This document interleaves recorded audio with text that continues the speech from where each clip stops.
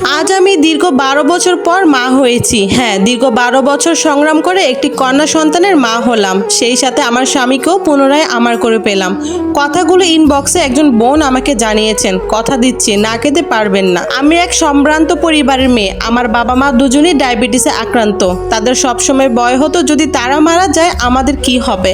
অন্তত মাথার উপর ছায়া যেন থাকে। সেজন্য আমার চেয়ে 15 বছর বড় শিক্ষিত, স্মার্ট, খুব ভালো বেতনে চাকরিজীবী একজনের সাথে আমার বিয়ে ঠিক করে। আমি কিছুতেই বিয়েতে রাজি ছিলাম না। আমার হবু বর আমাকে অনেক বুঝিয়ে বিয়েতে রাজি করায়, কিন্তু বিয়ের পর কিছুতেই শ্বশুর বাড়িতে যেতে চাইতাম না। মাঝে মাঝে যেতাম, আবার চলে আসতাম। আমার অত্যাধিক ভালো মানুষ হাজবেন্ড আমাকে কখনো চাপ দেয়নি ওই বাড়িতে যাওয়ার জন্য। তিনি অফিস শেষে আমাদের বাড়িতে আসতেন, সকালে আবার অফিসে চলে যেতেন। একে অপরকে প্রচন্ড ভালোবাসি। খুবই সুখী দিনগুলো কেটে যাচ্ছে আমাদের। বলে না, কোনো মানুষ সব দিয়ে সুখী হতে পারে না। 17 বছরের কিশোরী, এখন 20 বছরের যুবতী হলাম, কিন্তু এখনো বাচ্চার দেখা পেলাম না। প্রথম দিকে বাচ্চার জন্য প্রেশার না দিলেও এখন তিনি এবং তার পরিবারের খুব করে চাচ্ছেন আমার জন্য একটা বাচ্চা হয়। ধীরে ধীরে আমার উপর মানসিক প্রেশার বাড়তে লাগলো। মনটা সারাক্ষণ আকুপাকু করতো একটা বাচ্চার জন্য। একদিকে মনের মধ্যে প্রচন্ড কষ্ট। সমস্ত কষ্টের সবচেয়ে নির্ভরযোগ্য সান্ত্বনার স্থান আমার আম্মুটাও সিজারিয়ান ডেলিভারিতে ডাক্তারের ভুল সিজারের কারণে নবজাত ছোট ভাইকে আমার কোলে দিয়ে শেষ নিঃশ্বাস ত্যাগ করে। আমার পৃথিবী অন্ধকার হয়ে গেল। যাকে কয়দিন আগেও ভাত খাওয়াই দিতে হতো, তাকে ছোট ছোট 3টে ভাই বোনের দায়িত্ব নিতে হচ্ছে। ছোট ভাইকে টেক কেয়ার করার দায়িত্ব নিজের কাঁধে তুলে নিলাম। ওইদিকে আমার শাশুড়ি ননদ আমার স্বামীর কান ভাঁটতে লাগলো। বাচ্চার জন্য দুশ্চিন্তা আর দায়িত্বের মধ্যে দিন কেটে যাচ্ছে। একদিন হঠাৎ আমার পেটে ব্যথা হওয়াতে ডাক্তারের কাছে যাই। পরীক্ষা নিরীক্ষার পর পেটে ওভারিয়ান সিস্ট ধরা পড়ে। অপারেশন করার পর মনে হচ্ছে কিছুটা ভালো হয়ে যাব। 4 মাস যেতে না যেতে আবার ব্যথা শুরু হয়। 2014-তে এসে আবার অপারেশন করাতে হয়, এবার পেট কেটে, সে ওভারিয়ান সিস্টের কারণে। আমি আমার ছোট ভাইকে পড়াশোনার জন্য মালয়েশিয়া পাঠিয়ে দিই। পাশাপাশি জবও করে। আমার শাশুড়ি ননদ আমার স্বামীকে বারবার বাচ্চার জন্য দ্বিতীয় বিয়ের চাপ দিতে থাকে। বারবার বলতে থাকে এই মেয়ে কোনোদিনও মা হতে পারবে না। আমার হাজবেন্ডের মনকে আমার বিরুদ্ধে বিষিয়ে তোলার চেষ্টা করতে থাকে। একদিক দিয়ে আমার পেটে আবার ব্যথা শুরু হয়, আবার সিস্ট হয়। ডাক্তার আবারও অপারেশন করাতে বলে। অপারেশন করার আগে 2015-তে আমাদের এতিম করে দিয়ে আমার বাবাও চিরদিনের জন্য চলে যায়। বাবার সুখ কোনো মতে কাটিয়ে উঠতে পারিনি। বুঝতে পারলাম সে একটু একটু করে বদলে যাচ্ছে। আমার বাড়িতে আসে না আগের মতো। যেভাবে মা মারা যাওয়ার পর সাপোর্ট দিয়েছিল, সেরকম সাপোর্ট যেন তার মধ্যে দেখা যাচ্ছে না। বলে রাখি, 2009-তে মা মারা যাওয়ার পর থেকে 2015 পর্যন্ত তার সাপোর্টের কারণে আমি আমার ভাই বোনদেরকে, বাবাকে দেখাশোনা করতে পেরেছি। একদিন জানতে পারলাম আমার হাজবেন্ড যে আমাকে নিজের জীবনের চেয়েও বেশি ভালোবাসে। পাশের গ্রামের এক সন্তান সহ ডিভোর্সিকে বিয়ে করে। আমি মাকে হারিয়েছি, ধৈর্য ধরেছি। বাবাকে হারিয়েছি, ধৈর্য ধরেছি। কিন্তু এখন সব ধৈর্যের লিমিট ক্রস হয়ে গেছে। এই যে আর সহ্য হচ্ছে না। মনে হচ্ছে আমি পাগল হয়ে যাচ্ছি, অস্বাভাবিক মানুষে পরিণত হয়ে যাচ্ছি। খাওয়া নেই, ঘুম নেই, গোসল নেই, শুধু নামাজ পড়ে পড়ে আল্লাহ তাআলাকে ডেকেছি, হে আল্লাহ, আমার এতিম ভাই বোনদের জন্য হলো আমাকে বাঁচিয়ে রাখো। অজ্ঞান হয়ে যেতাম। আমার ভাই বোনও অজর দ্বারাই কান্না করতো, মনে করে আমি মরে গিয়েছি। কিন্তু আমার ছোট ছোট ভাই, আত্মীয় স্বজন কাউকে জানতে দেয়নি সে বিয়ে করেছে।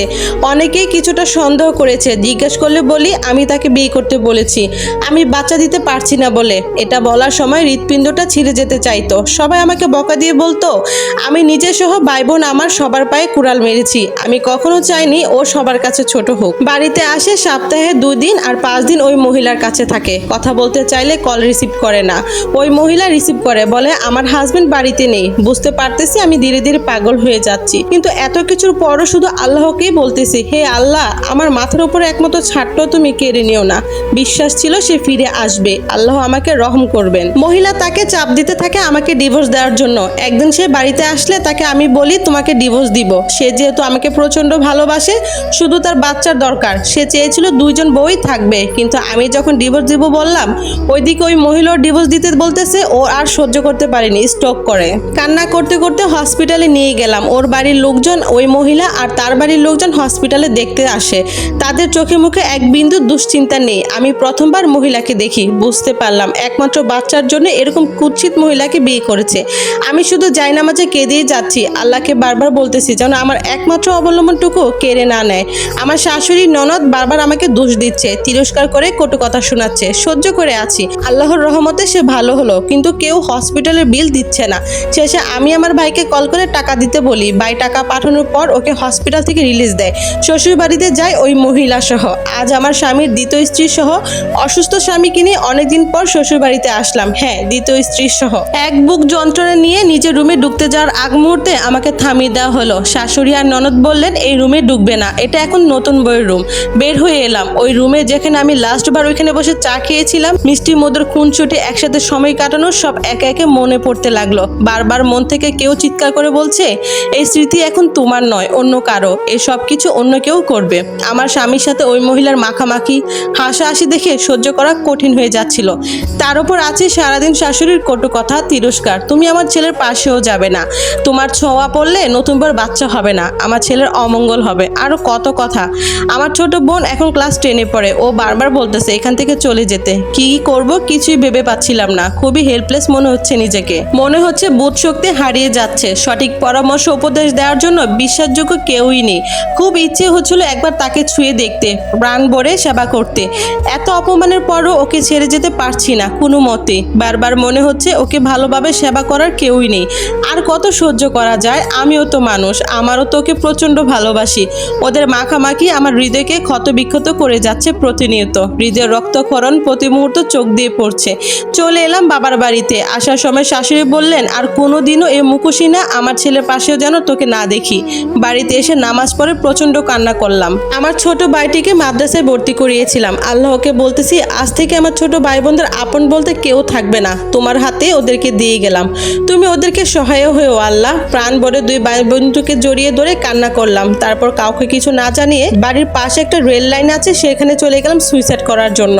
ট্রেনে কাটা পড়ার আগ মুহূর্তে আমাদের এলাকার এক আঙ্কেল, যিনি আমাদের ব্যাপারে সব জানতো, আমাকে বাঁচিয়ে বাড়িতে নিয়ে গেলেন। আমার বোনকে বললেন ওকে বেঁধে রেখো, ও যে কোনো সময় অঘটন ঘটিয়ে ফেলতে পারে। উনি পরে আমার হাজবেন্ডের নাম্বার নিয়ে ওকে কল করে বলে তোমার এতিম মেয়েটার কি হাল, কি করেছো, কি মেয়েকে কি বানিয়ে ফেলেছো, এত সুন্দরী মেয়ের এখন তার দিকে তাকানো যাচ্ছে না, কি অবস্থা হয়েছে, আল্লাহ সইবে না, এই এতিম অসহায় মেয়েটার বদদোয়া নিয়ে কখনো সুখী হতে পারবে না। ও খুব ভয় পেয়ে গেল। পরের দিনে আমাদের বাড়িতে চলে আসলো। ওইদিকে ওই মহিলা আমার শাশুড়ি দেবরকে নানা রকম হুমকি দিচ্ছে, বারবার বলতেছে তোমাদের ছেলেকে বলো প্রথম বউকে তালাক দিতে, নয়তো সবাইকে জেলের ভাত খাইয়ে ছাড়বো। আমার হাজবেন্ড বুঝে গেল।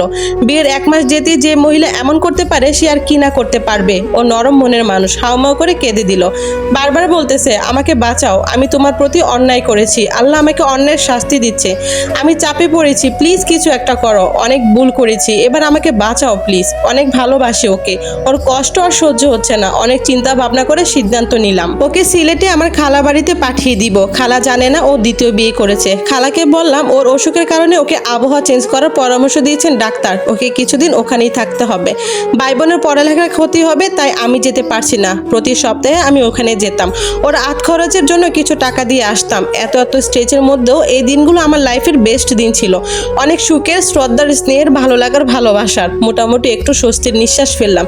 কিন্তু কই আর স্বস্তি, ওইদিকে ওকে না পেয়ে ওই মহিলা, শাশুড়ি, ননদ, ওই মহিলার বাড়ির লোকজন নানানভাবে হুমকি দিচ্ছে। আমি ওকে আটকে রেখেছি, বের করে না দিলে আমাকে মেরে ফেলবে, আমার ভাই বোনদের ক্ষতি করবে। খুব ভয় পেয়ে গেলাম, দিনের বেলাও চমকে উঠতেছি।